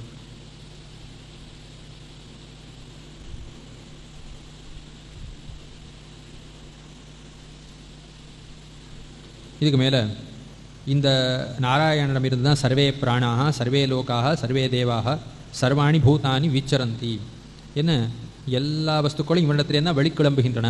என்ன எல்லாருக்கும் காரணமாக இருக்கக்கூடியவன், எல்லாரையும் வாழ்விக்கக்கூடியவன், எல்லாருக்கும் ஆதாரமாக இருக்கக்கூடியவன் இவன் தான் என்ன சொல்லி. அதற்கு பிறகு இந்த உலகத்தில் வடிவுடையவைகளாக இருக்கக்கூடிய பொருள்களாக இருக்கட்டும், வடிவற்ற பொருள்களாக இருக்கட்டும், எல்லாத்துக்கும் இவன் தான் இருப்பிடமாக இருக்கான். எல்லாம் இவனை சார்ந்தே இருக்கின்றன. எல்லாம் இவனுக்கு சரீரம், நாராயணனுக்கு சரீரம்னு சொல்லி. இதுக்கு மேலே தேவதைகளுக்குள்ளே ரொம்ப ரசமாக இருக்கக்கூடிய ஒன்று எது தெரியுமோ இல்லையோ? சூரிய மண்டலத்தில் இருக்கக்கூடிய நாராயணன் தான். வாயு, அந்தரிக்ஷம் இவைகளுக்குள்ள சாரமாக இருக்கக்கூடிய வஸ்து எதுனா நாராயணன் தான் சாரமான வஸ்து. அதே போல் நம்முடைய உடம்பிலே சாரமான வஸ்து யாருன்னா நம்முடைய வலது கண்ணிலே இருக்கக்கூடிய நாராயணன் தான் சாரமான வஸ்து என்று இந்த நாராயணனை தெரிவித்து விட்டு அவனுக்கு ரொம்ப அழகான திருமேனி இருக்கிறது. அந்த திருமேனியில் பல பல நிறங்களோட கூடின அழகான வஸ்திரம், குசும்ப புஷ்பம்னு சிவந்த ஒரு நிறத்தோட கூடின புஷ்பம், அதுக்கப்புறம் வெளுத்த வஸ்திரம், வெளுத்த ஒரு நிறத்தோட கூடின ஒன்று, மஞ்சள் நிறத்தோட கூடின ஒன்று, அதே போல் தாமரையினுடைய நிறம் கூடின ஒன்று, இப்படி பல பல நிறங்களோட கூடின அழகான வஸ்திரத்தை தரித்தவனாக அவன் இருக்கான் என்ன சொல்லி அதாத ஆதேஷா நேத்தி நேத்தி. சரி இவனை வர்ணிச்சிட்டேன், முழுக்க நான் வர்ணிச்சு முடிச்சிட்டேன்னு நினச்சிக்காத. இவன் இப்படிப்பட்டவன் கிடையாது. நன்னா வர்ணிக்கிறதுலாம் வர்ணிச்சுட்டு இவன் இப்படிப்பட்டவன் கிடையாதுன்னு அர்த்தம்னா இவனை இப்படி மட்டும் நினச்சின்றாரு. நன்னா பூர்ணமாக வர்ணிச்சு முடிச்சுட்டேன், எம்பெருமான நன்னா அளவுபடுத்தி தெரிஞ்சுட்டேன்னு நினச்சிக்காத. அவனை ஒருத்தராலும் அளவுபடுத்த முடியாது. இதோட நிறுத்தல. நான் ஹேதஸ்மாதித்தி நேத்தியநேத் பரமஸ்தி. இந்த நாராயணனை காட்டிலும் மேலானவன் ஆரும் கிடையாது, இவனை காட்டிலும் உயர்ந்தவன் ஆரும் கிடையாது என்று தெளிவாக இந்த வாக்கியமானது காட்டி கொடுக்கிறது.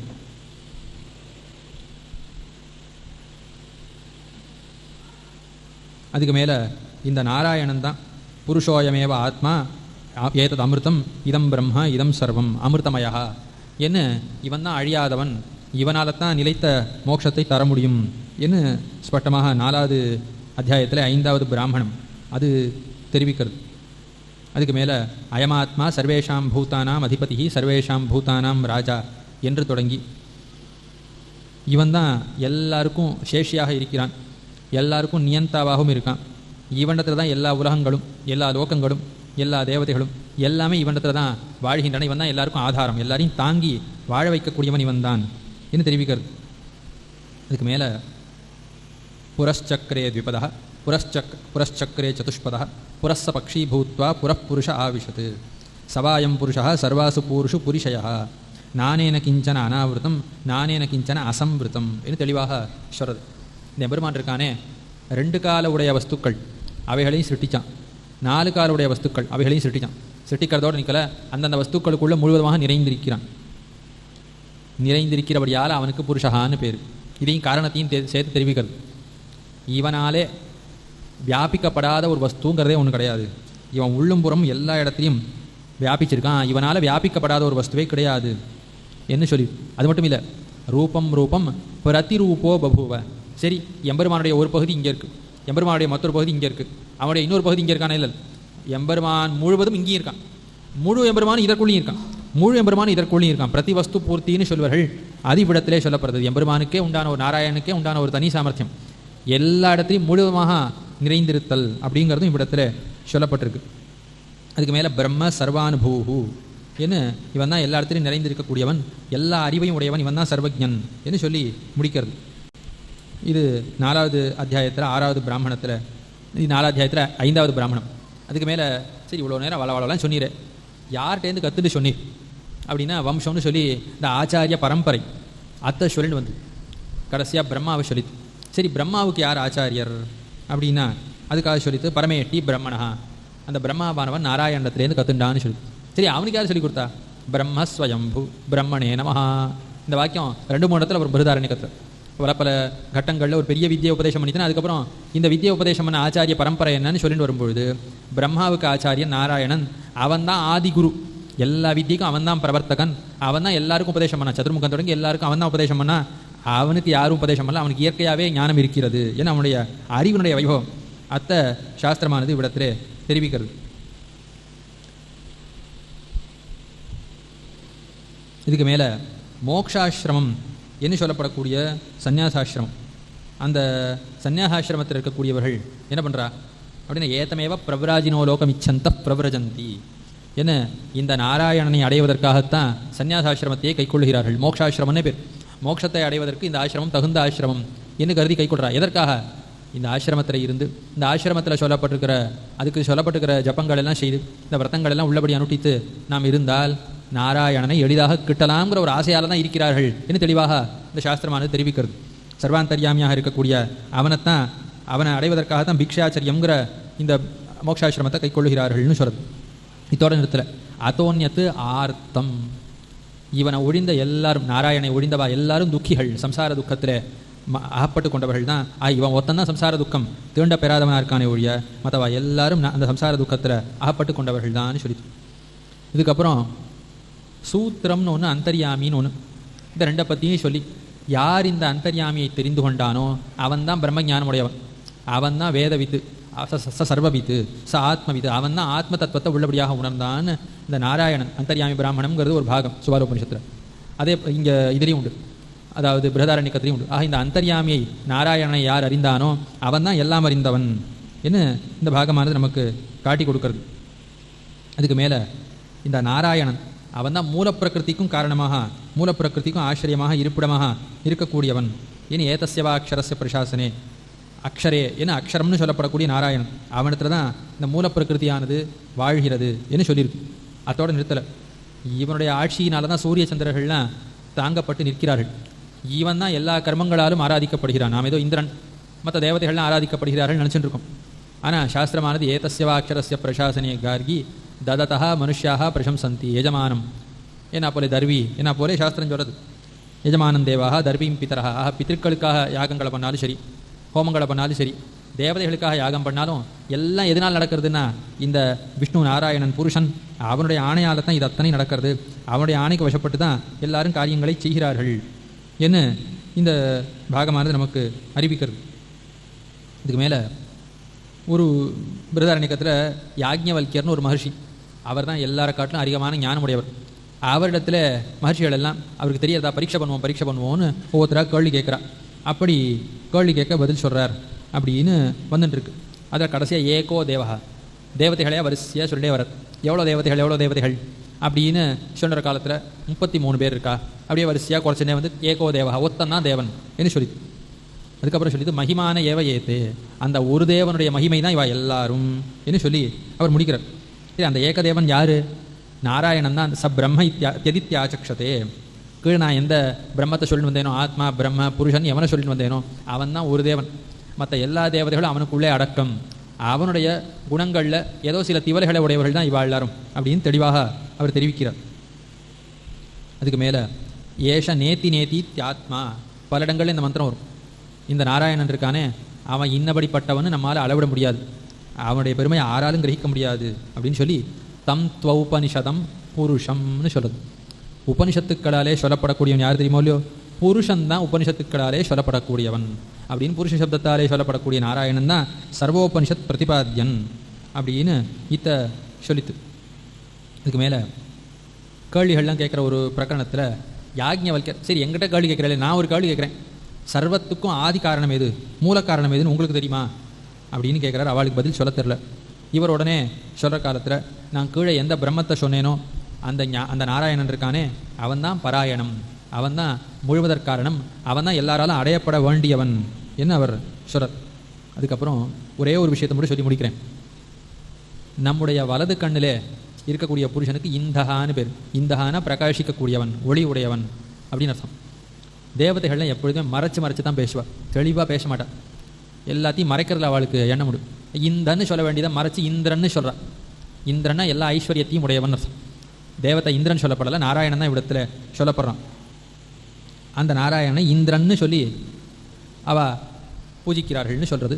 தட்சிணே அக்ஷன், வலது கண்ணிலே நாராயணன் இருக்கான்னு பல வேத வாக்கியங்களில் சொல்லப்பட்டுக்கிறதும் கீழையும் பார்த்தோம். நம்ம இதோட இந்த வாக்கியம் நிறுத்துற. அதுக்கு மேலே இடது கண்ணில் யார் இருக்கா? விராட்டுங்கிற தேவி இருக்கான்னு சொல்கிறது. விராட்டுன்னு ஆறு அப்படின்னா, விராட்டுன்னு பிராட்டிக்கு திருநாம். விராடசி பிருஹதி ஸ்ரீரசீந்திரபத்னி என்ன ஸ்ரீஹி விராட் என்னெல்லாம் பிராட்டிக்கு திருநாம். ஆக பிராட்டி அவளை விராட் தேவின்னு இடது கண்ணில் தியானம் பண்ணும். அது உபாசனம் பண்ணுற காலத்தில் வலது கண்ணில் இருக்கக்கூடிய எம்பெருமான இந்திரன்னு தியானம் பண்ணும். இடது கண்ணில் விராட் தேவி பிராட்டி இருக்கிறாள் ஏன்னு தியானம் பண்ண வேணும் அப்படின்னு சொல்லி, இவா 2 பேரும் எங்கே இருக்கா? நம்முடைய ஹிருதயத்திலும் இருக்கிறார்கள். நம்முடைய ஹிருதயம் தான் அவளுக்கு இருப்பிடம் ஏன்னு இவன் தெரிந்து கொள்ள வேணும் என்று சொல்லிட்டு, அப்படி சொல்லி இப்படி யார் இவனை தியானம் பண்ணுகிறார்களோ அவள் என்ன பண்ணுறா? ஹிருதயத்திலேருந்து கிளம்பி மூர்தா, தலைக்கு போகக்கூடிய மூர்தன்ய நாடி, அதன் வழியாக அவர்கள் மோட்சத்தை அடைவார்கள். அவன்தான் மோட்சத்தில் போய் அர்ச்சிராதிகத்தினால் அடையப்படக்கூடிய எம்பெருமான், முக்தர்களாலே அனுபவிக்கப்படக்கூடிய எம்பெருமான் இருக்கானே அவன் தான் இவனுடைய வலது கண்ணிலே இருக்கிறான் அப்படின்னு ஸ்ரீயப்பதியான நாராயணன்னு தெளிவாக சொல்லி, அவனை தியானம் பண்ணக்கூடியவர்களுக்கு, அவனை அடையக்கூடியவர்களுக்கு தான் நிலைத்த மோட்சம் கிடைக்கும். அவனை அடையக்கூடியவர்கள் தான் அர்ச்சிராதி மார்க்கத்தாலே சென்று கிட்டுவர்கள் என்று சொல்லி முடிக்கிறது. இன்னும் பல வாக்கியங்களில் பல விஷயங்கள் சொல்லப்பட்டிருக்கு. ஆக ஈஷாவாசிய உபனிஷத்திலே நாராயணன் தான் எங்கும் நிறைந்திருக்கக்கூடியவன் என்கிற ஒரு அர்த்தம் சொல்லப்பட்டது. கேனோபனிஷத்திலே தேவதைகளாலே அறியப்பட முடியாத பெருமையுடையவன் நாராயணன், அவன் எங்கும் நிறைந்திருக்கிறான் என்கிற ஒரு அர்த்தம் சொல்லப்பட்டது.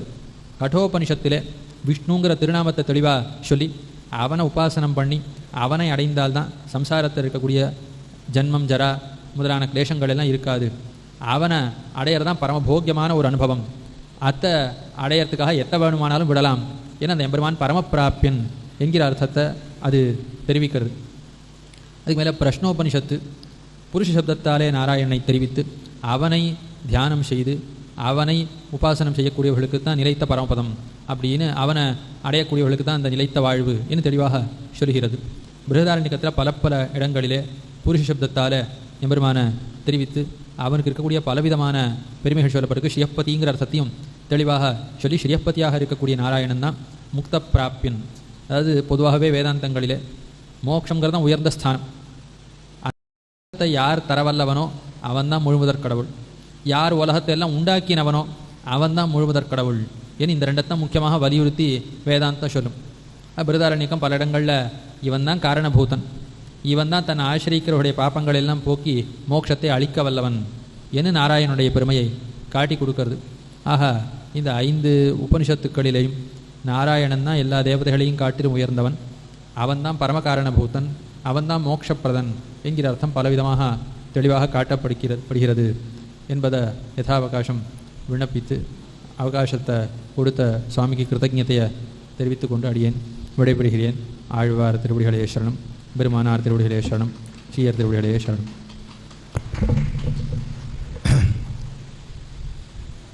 அஸ்மத் ஆச்சாரியன் திருவடிகளே சரணம். இதை மாதிரி தெளிவாக உபனிஷத்துகள் வேதாந்தங்களுக்கு தான் அர்த்தம் சொல்லிட்டு இருந்தால் நாள் பூரா கேட்டுட்டு இருக்கலாம், ஜன்மா பூரா கேட்டுட்டு இருக்கலாம். எது ரொம்ப கடினம், வேதாந்தம்ன்றது ரொம்ப கடினம் அப்படின்னு சொல்கிறாளோ அந்த வேதாந்தத்தை ரொம்ப எளிமை அப்படின்னு ஆக்கி கொடுக்குறவா இவாளை போல இருக்கிறவா தான். இல்லைன்னா நமக்கு என்னென்னே புரியாது. ஈசாவாஸ்ய விதம் சர்வம் அப்படின்னு ஆரம்பித்து ஈசாவாஸ்ய உபனிஷத்துலேருந்து அந்த உபனிஷத்தில் ஆரம்பத்திலேயே விசாரமே சிரமம். ஈசாவாஸ்யமா அப்படின்னு விசாரங்களை பண்ணி அதுலேருந்து ஒவ்வொன்றா தெரிஞ்சுக்கிறதுன்றது ரொம்ப துரூகமான விஷயம், ரொம்ப கடினம். அதுக்குன்னு தனி ஞானம் வேணும். அந்த ஞானத்தை நம்ம சம்பாதிக்கிறது இல்லை. மயர்வர மதிநலம் அருளினன் அப்படின்னு சொல்லும்படியா அது ஜாயமான கடாட்சம் அப்படின்னும் பரம்பரா லப்தமான பரம்பரையில் கிடைச்சதான ஞானம் அப்படின்னு இருந்தால் தான் இவ்வளவு தெளிவாக சொல்ல முடியும். கொடுத்துருக்கிற அவகாசமே ஒரு கஞ்ச மகாபிரபுவை போல இத்தினூண்டு அவகாசத்தை கொடுத்துட்டு, ஆனால் 5 உபனிஷத் ஒரு கல்லில் 5 மாங்காய் அடிக்கிற மாதிரி 5 உபனிஷத்தினுடைய சாரம் யார்? பரபிரம்மம். அப்படின்னா ஆலோட்ய சர்வசாஸ்திராணி விசாரிச்ச புனః இதமேகம் சுனிஷ்பன்னம் தேயோ நாராயண சதா அப்படின்னு ரிஷிகள் சொல்லி வச்சது போல சகல சாஸ்திரங்களையும் கிளறி பார்த்தாலும் தேருங்கால் தேவன் ஒருவனே என்றுரைப்பர் அப்படின்னு சொல்லும்படிக்கு ஒரே தேவன்தான் அப்படின்னு சொல்லி அந்த தேவனுக்கு பிரம்மம் புருஷன் அப்படின்னு பல பேர்கள் இருக்கு. அப்படின்னு இருந்த போதிலும் அது யாரை குறிக்கிறது? தத் புருஷஸ்ய புருஷத்வம் அப்படின்னு புருஷன்னா அந்த புருஷன் யாரு, அவனுக்கு என்ன லட்சணம் அப்படிங்கிறதுலேருந்து ஆரம்பித்து என்னை ஆளுடை அப்பனை அப்படின்னு சுவாமி திருமங்கை ஆழ்வார் அனுபவிக்கிறார். நம்ம திருவல்லிக்கேணியில் எம்பெருமான அப்படி நம்மளை கட்டி ஆளக்கூடியவனான அந்த ஈசன்லேருந்து ஈசாவாஸ்ய உபனிஷத்துலேருந்து சர்வாந்தரியாமியாக உடல் மிசை உயிரென கரந்தெங்கும் பரந்துடன், உடம்பில் எப்படி உயிர் இருக்கோ அது மாதிரி சர்வ சேதனங்கள் உயிர் உள்ளது உயிரற்றது எல்லாத்திலும் வியாபிச்சிருக்கிறவன் ஸ்ரீமன் நாராயணன் ஒருவனே. அந்தர் பகிஷ்டதத் சர்வம் வியாபிய நாராயணஸ்திதா அப்படிங்கிறதான விஷயங்களை பலவேறு கோஷங்கள்லேருந்து உபனிஷத்துகள்லேருந்து இப்படி எடுத்து சொல்கிறது அப்படிங்கிறது சொல்கிறவாளுக்கு எவ்வளவு ஞானம் இருந்தால் மட்டும் போகாது, அது எளிமையாக ஆக்கி கொடுக்கணும் இல்லையா? ஒரு பறவை தன்னுடைய குஞ்சு பறவைக்கு அது ஆகாரம் தேடி இங்கேயும் அங்கேயும் போய் இறைய கொத்திண்டு வந்தால் வர வழியிலேயே தன்னுடைய மூக்கு அழகுனாலேயே அதை பொடி பண்ணி அந்த குஞ்சு பறவைக்கு அது எப்போ எந்த நிலைமையில ஊட்டினா அதுக்கு ஜீர்ணிக்க முடியும் அப்படிங்கிறத தெரிஞ்சுண்டு தாய் பறவை அப்படியே முழுங்கிட முடியும். ஆனால் குஞ்சு பறவைக்கு அதுக்கு சக்தி இல்லாததுக்கு எப்படி அதை ஜீரணமாக்கிறதுக்கு வேண்டிய அளவுக்கு இதுவே எல்லாத்தையும் பொடி பண்ணி கொண்டு வாயில் ஊட்டி விடுமோ, அதை மாதிரி சுவாமி நம்ம மேல திருமாளிகை சுவாமி இந்த உபனிஷத்துக்களை இவ்வளவு எளிமையாக சொல்லுவார் அப்படின்னா அதுதான் பரம்பராலப்த ஞானம். பேர்பட்டவர் அப்படின்னா விஷ்ணு சித்தியம் அருளி செய்த சுவாமி எங்களாழ்வானுடைய பரம்பரை வேதாந்த தேசிகராகிய ஆச்சாரியருக்கும் அவருக்கும் கடாட்சம் பண்ணினதான நடாதூரம்மாள் போன்றவாள்லாம் சாட்சாத் நம்ம எங்களாழ்வான்கிட்ட தான் காலட்சேபம் கேட்டவா அப்படின்னு சொன்னால், ஸ்ரீபாஷ்யம் போன்றவர்களுக்கெல்லாம் காலட்சேபம் கேட்டவான்னு சொன்னால், அதே மாதிரி விஷ்ணு புராணத்துக்கே வியாக்கியானம் அருளி செய்தவர்னு சொன்னால் அப்பேற்பட்ட பரம்பரையில் வந்தவாளுக்கு தான் அந்த ரத்தத்திலையும் ஊறியிருக்கும் அந்த பரம்பராலப்தமான ஞானம். அதை இவ்வளவு எளிமையாக கொடுக்கறதானது. இப்படிப்பட்ட வாழ்க்கையில் தான் நம்ம கேட்க வேண்டிய விஷயங்களை கேட்கணும். அதுவும் பரதத்துவ ஞானம் அப்படிங்கிறது ஞானங்கள்லேயே உயர்ந்தது. எந்த ஞானம் உனக்கு கிடச்சிடுத்துனா அப்புறமா நீ திருப்பி சம்சாரத்தில் வருதில்லை. நச்ச புனராவர்த்ததேன்னு சொல்லும்படி மறுபடியும் நம்ம சம்சாரத்தில் பிறக்காத அந்த எம்பெருமானாகிய கண்ணபிரானுடைய திருவடியே அடையலாமோ. எத்கத்வா நனிவர்த்தந்தே தத்தாம பரமம் மமன்னு கீதையில் சொல்கிறது மாதிரி அந்த எம்பெருமானுடைய பரமபதமாகிய வைகுண்டத்தை அடையலாம் அப்படிங்கிறதான உபனிஷத்தில் அந்த எம்பெருமானுடைய ஸ்வரூப ரூப குணம் விபூதி ஐஸ்வர்யாதிகளெல்லாம் எப்படியெல்லாம் சொல்லியிருக்கோ அதை உள்ளபடி கோத்து நமக்கு அழகாக கொடுத்தார் சுவாமி. இது நமக்கு கிடைச்ச பரம பாக்கியம் அப்படிதான் நினைக்கணும். கேட்டவாள்லாம் மகா பாக்யவான்கள். நம்ம உட்காந்து உபனிஷத்தெல்லாம் அத்தியனம் பண்ணிட்டு அதுக்கப்புறமா அந்த மிக்க வேதியர் வேதத்தின் உட்பொருள் எல்லாம் நாம தெரிஞ்சுண்டு இதெல்லாம் சாத்தியம் இருக்கா இந்த காலத்துலன்னு தெரியல. இதை மாதிரி கேப்சூல் கொடுக்கறது மாதிரி நமக்கு சங்கிரகப்படுத்தி கொடுத்ததுனால சுவாமிக்கு தலையெல்லால் கைமாறலனேன்னு சொல்லும்படிக்கு கிருதஜதை தான் தெரிவிச்சுக்க முடியுமே தவிர வேறு என்னத்தை அவளுக்கு செஞ்சிட முடியும் நமக்கு அப்படிங்கிறதான் யோசிக்க வேண்டியதாக இருக்குது. மேலே சுவாமிக்கு மரியாதை யதாசக்தி அதை பண்ணலாம். ஆனந்தோ பிரம்மே திவ்யஜானாதே ஆனந்தாத்யேவ கல்விமானி பூதானி ஜாயந்தே ஆனந்தேன ஜாதானி ஜீவந்தி ஆனந்தம் பிரயந்த்யபிசம்பிசந்தீதி சைஷா பார்கவி வாருணி வித்யா பரமேப்யோ மன் பிரதிஷ்டிதா ஏவம் வேத பிரதிஷ்டதி அன்னவானன்னாதோ பவதி மகான் பவதி பிரஜயா பசுபிர் பிரம்மவத்சசேன மகான் கீர்த்தியா.